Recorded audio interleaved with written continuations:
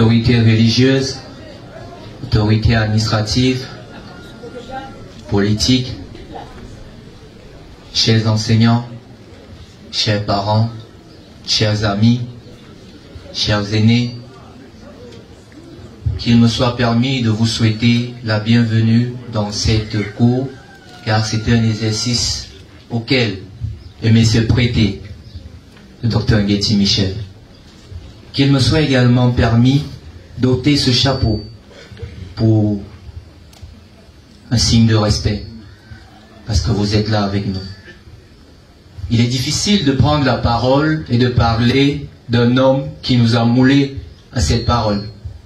Le voilà couché, c'est un exercice assez difficile. Alors je vais essayer, au nom de mes frères et sœurs, de summarize. Parce qu'à chaque fois il me disait, make all time summarize. Dr Ngueti Michel avait une citation d'un philosophe qui venait du Luxembourg, à la personne de José Antoine.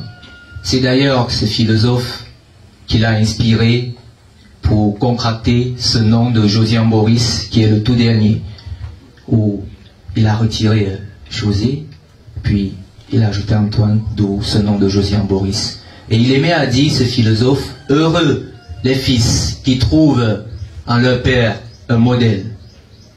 Eh bien, je peux vous dire que cet homme pour nous était notre modèle dans tout. Soit en premier, un exemple de philosophe, il est né aujourd'hui et dans ça. Willy était considéré comme son tout premier juriste, Armand Ngueti, son tout premier informaticien. Et surtout, Stéphane, approche-toi, s'il te plaît, parce que les consignes ont été laissées. Messieurs et dames, ce grand frère que vous voyez devant vous porte le nom de Stéphane. Et les propos du docteur Ngueti Michel étaient assez clairs. Considérez-le désormais comme votre frère. Car ce qu'il a fait pour moi, il n'avait que ses larmes qui coulaient. Stéphane, tu es notre frère. Du fond du cœur, on te dit merci. Merci pour tout. Au moment où on te dit merci, Stéphane. Le docteur Ngueti Michel avait un rituel. Chaque fois qu'il faisait le déplacement de Bafoussam pour Yaoundé, il s'arrêtait à Makenene, garait sa voiture avec une musique qui suivait celle de Juventus, où il sortait de sa voiture et il dansait, comme ceci. Il dansait. Et les femmes qui vendaient venaient autour de lui présenter les marchandises. Lui également, il dansait et les femmes l'accompagnaient dans ses pas de danse. Et lorsque le rituel se terminait, les femmes présentaient leurs marchandises, ils disaient aussi, ah, tenez, moi aussi également, je suis un marchand, j'ai mes livres là derrière. Il venait avec ses livres et il les présentait. Que voilà, les livres. Et ils dansent ensemble. Pendant qu'elle dit, ceci coûte tel temps, il dit, oui, mon livre aussi également coûte ça, parce que c'est bien de consommer, mais c'est aussi bien d'avoir quelque chose dans la tête. Ce rituel, curieusement, on l'a fait.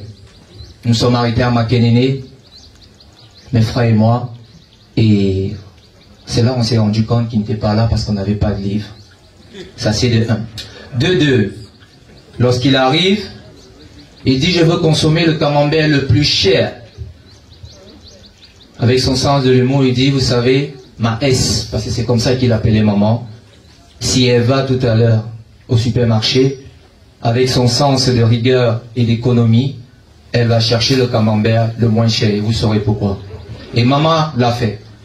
Et puis, quand maman entrait dans la voiture, quand nous sommes arrivés à la maison, il a dit, je vous ai bien dit, vous connaissez tous votre mère, parce qu'elle avait une longueur d'avance. Et cet argent qu'elle avait économisé, c'était justement parce qu'elle s'inquiétait pour nous, parce qu'on devait rendre visite à papa le lendemain. Et il a dit, ah tiens, je t'avais dit, S, fais toujours l'économie pour vous. Ben écoute, S, Michou a demandé qu'on prenne soin de toi. Et il était sûr que ce vent qui va passer va nous trouver debout. Maman, nous ne sommes pas debout là? Est-ce que nous ne sommes pas debout, maman? Nous serons toujours là pour toi. À papa Joseph et papa Paul qui vont certainement me succéder, Il a demandé qu'on se remette à vous.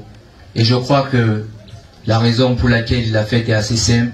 Papa Joseph, qui était son ami intime, n'a plus une graine de chevelure dans sa tête. Crois-moi, papa, on va encore faire ce que tu perds ces graines de chevelure parce qu'on va continuer dans la même lancée. Ah, papa, non.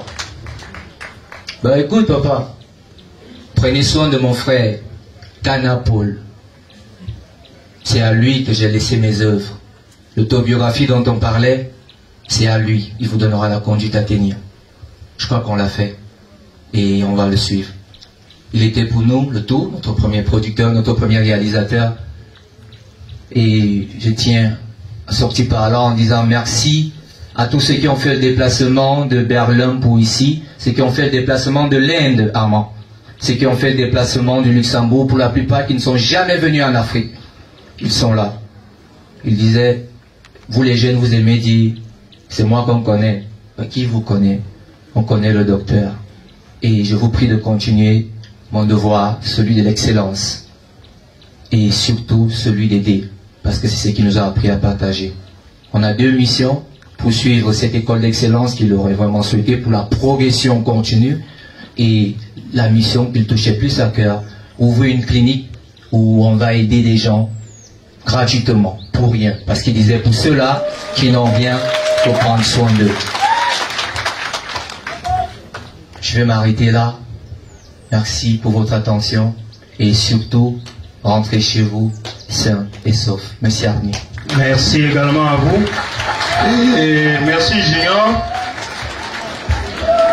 Pour la tête, comme vous l'avez dit, Michel avait vraiment quelque chose dans cette tête, mais quelque chose de positif. Sans plus attendre, nous allons inviter un autre fils du défunt, Christian Nguena, qui doit intervenir en ce moment. Christian Nguena, qui doit intervenir.